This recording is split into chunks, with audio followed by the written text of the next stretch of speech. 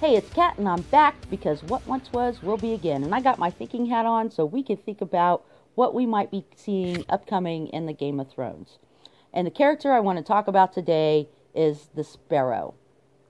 Now, all throughout the Game of Thrones, all of these characters have taken on personas that represent either people or events in history, myth, and legend.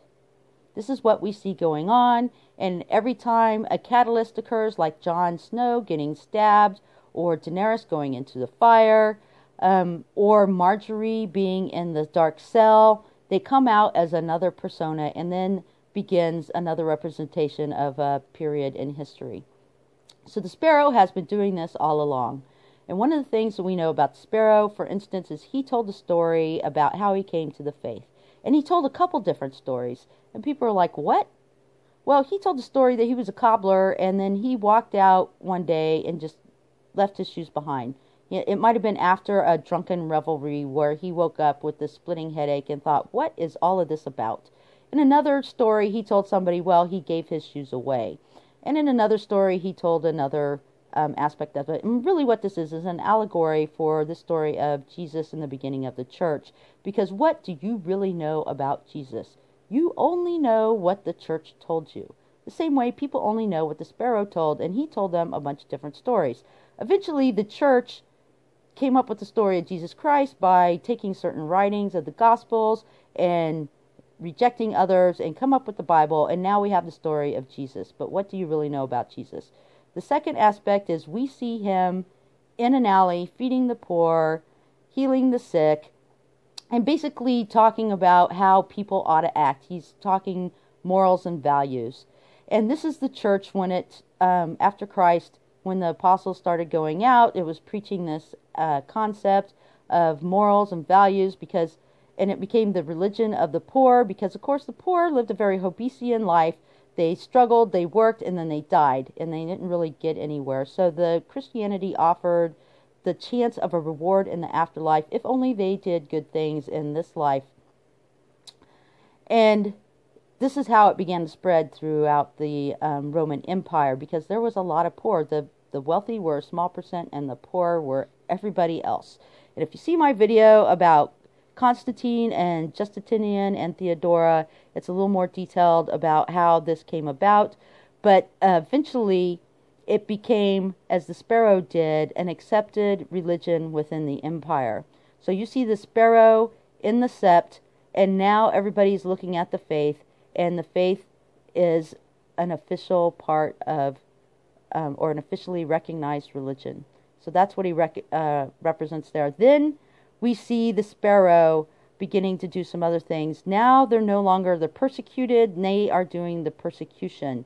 We see him take Cersei and Margaery and Loras, and they are being preached to, and they're kept in the dungeon. And then we see Cersei go on her first trial, and she's basically told she has to do the Walk of Atonement through the streets naked, and stuff is thrown at her. And who this is in history, by the way, is Hypatia. So at the time that the church was starting to really grow, and Christians were taking over, they were fanatics.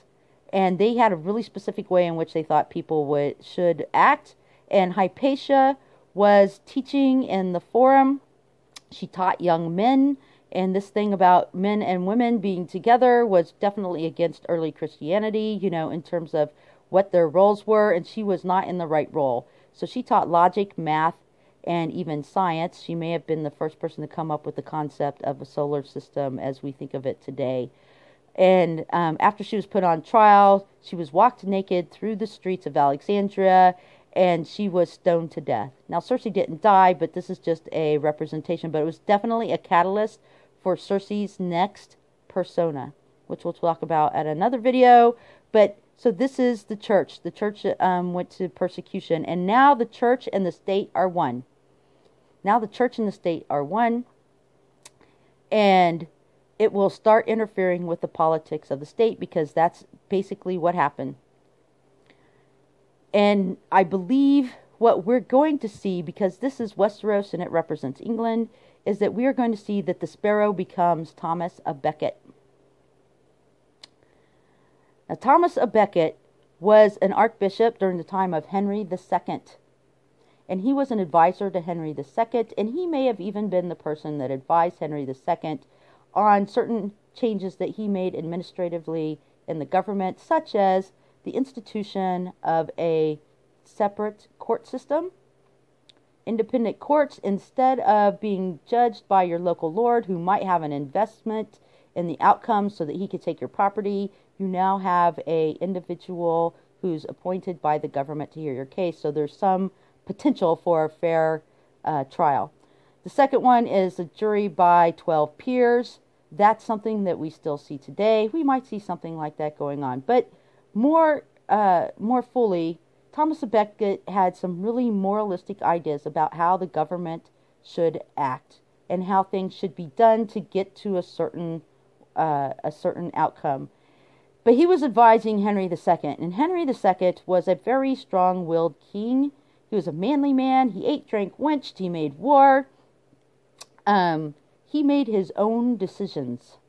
And he was definitely the kind of person that went with the end justifies the means. So he wasn't going to, yeah, Thomas might have some great ideas, but he wasn't necessarily going to keep himself from doing certain things just because there might be some moral quandary about it. So eventually this came to a head because Thomas à Becket was still preaching these things, and Henry II felt that this was causing trouble in his kingdom, that it was basically rabble-rousing. And whether Thomas à Becket meant that to be or not, it's hard to say. But eventually King Henry just got so fed up with it that he shouted out, "Will nobody rid me of this troublesome priest?" And two of his dudes took him up on it, and he went into the church and they slayed Thomas à Becket in front of the altar while he was praying, slashed him with their swords. And as soon as this happened, it was like, uh-oh. Now, did King Henry order this to happen? We don't know, because he was the ruler and he wrote the history, right? So he wrote his own story. So what we know about the story after that is that Henry became so remorseful that he banished the two men who did it. And then he donned a hair shirt and he proceeded to walk barefooted through the kingdom in the snow from shrine to shrine for like a year or something of that nature to repent for this terrible deed that he had caused to have happen accidentally to this great Thomas à Becket. And Thomas became canonized, by the way. So at the end of the day, you think about the great things that Henry II did in terms of the independent court and the jury system, and the fact that he caused the priest to be slain in the sacred holy sanctuary where you should spill no blood. It's just like a little side note in history.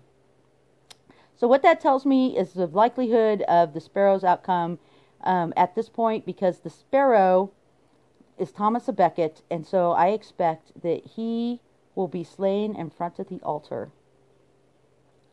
And who will say it? I don't know. Cersei? Maybe Tommen. Maybe Tommen's coming into his power and he says, this is trouble. Or Jaime. Somebody is going to say, rid us of this priest, and he's going to die. Then I think this will be the catalyst for the next part of the church's growth, which I already predicted we're going to see the rise of Bloody Queen Margaery, and her counterpart in the European continent was in fact the Great Inquisition. So Bloody Queen Mary wasn't the only one burning people at the stake. Definitely the Great Inquisition was about, and we saw the rise of Torquemada, the Great Inquisitor. And I expect that we're going to see that. So whatever happened to Marjorie and Loras was all sniveling about, I just want it to end, was probably like a really, light version of what will happen to the church. We're going to see actual, real torture, people being burned at the stake. I don't know how much the HBO guys are going to get into this. Maybe it'll just be a quick flash in the pan to show you a representation of this idea.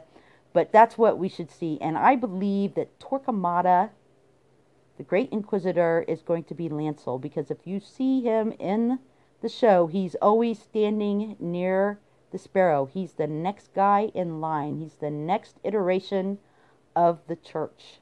and the church is going to become violent and nasty. Mark my words. So, thank you very much. Thank you for putting your thinking caps on with me. I hope you're doing some of your own thinking about it. Go out and research history. Go read about things I talked about if you've never read about them before. And I will see you again. Thanks.